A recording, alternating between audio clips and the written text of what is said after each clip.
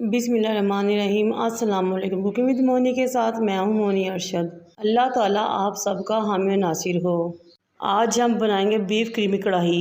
सिर्फ 2 सीक्रेट चीज़ों के इस्तेमाल से आप अपने बीफ क्रीमी कढ़ाई को रेस्टोरेंट जैसा बना सकते हैं। 1 किलो बीफ का गोश्त लिया, धोया और कुकर में डाल लिया। 3 मीडियम साइज के प्याज काटे वो भी शामिल कर लिए। 1.5 टीस्पून नमक शामिल किया। 2 दालचीनी के टुकड़े, 1 बड़ी इलायची, आधा बादियान का फूल और 3 से 4 लौंग। अब पहली सीक्रेट चीज़ जो इसमें मैं शामिल करूँगी वो है दूध का 1 गिलास। आपने पानी नहीं डालना गोश्त को गलाने के लिए, अपने दूध में गोश्त को गलाना है और 10 मिनट की विस्ल जाके आपने खोल लेना है। गोश्त को दूध के साथ गलाने के बाद हमने इसको दूसरे बर्तन में शिफ्ट कर लिया। अब मैं इसमें से वो तमाम खड़े मसाले, बड़ी इलायची, लौंग और बादियान का फूल निकाल लूँगी, क्योंकि उनका टेस्ट, अरोमा और खुशबू हमारे गोश्त में शामिल हो चुकी है। अब हम फ्लेम को ऑन करेंगे और अपने गोश्त में डालेंगे कुकिंग ऑयल, तकरीबन 1 कप के राउंड अबाउट। अब दूध को खुश्क करेंगे, गोश्त के अंदर भुनाई करेंगे और मज़ीद कुछ मसाले भी शामिल करेंगे। इस तरीके से वाइट क्रीम हांडी बनाने के बाद आप रेस्टोरेंट जाना भूल जाएंगे।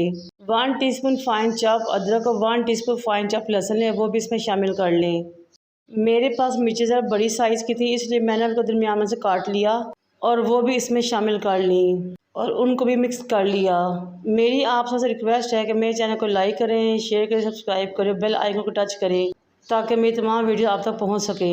अब मैं शामिल करूँगी कुछ मसाले। नमक तो हम पहले ही शामिल कर चुके हैं। 1 टीस्पून सफ़ेद मिर्च, 2 टीस्पून पिसा हुआ धनिया और 1 टीस्पून ज़ीरा पिसा हुआ।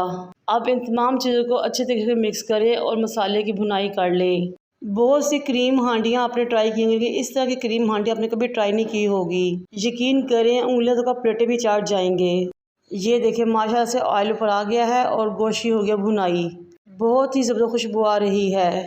अब आपने 1 प्याली दही लेनी है, उसको बीट करना है और वो भी इसमें शामिल कर लेनी है। पकने तक आपने दही के अंदर मुसलसल चम्मच हिलाना है और जब ये पकना शुरू हो तो आपने इसके नीचे फ्लेम थोड़ी कम कर देनी है ताकि दही के अंदर पकते हुए हमारा गोश्त बिल्कुल मक्खन मलाई जैसा मुंह में घुलने वाला हो जाए।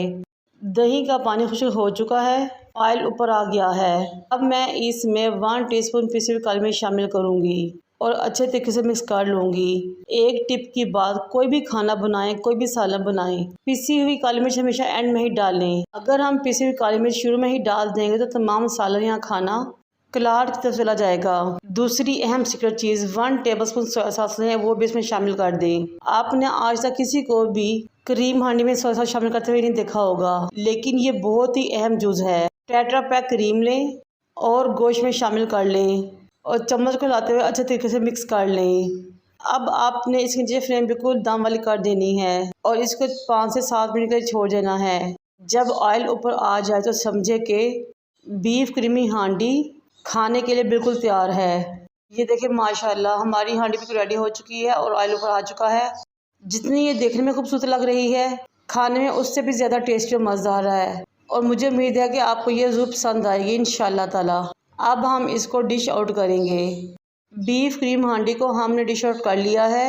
बारीक कटी हुई हरी मिर्ची और जूलियन कटिंग अदरक के साथ हम इसको गार्निश करेंगे। गर्मा गर्म रोगनी नान के साथ इंजॉय करें। मुझे और मेरे वालों को दुआ में याद रखें। अल्लाह हाफिज़।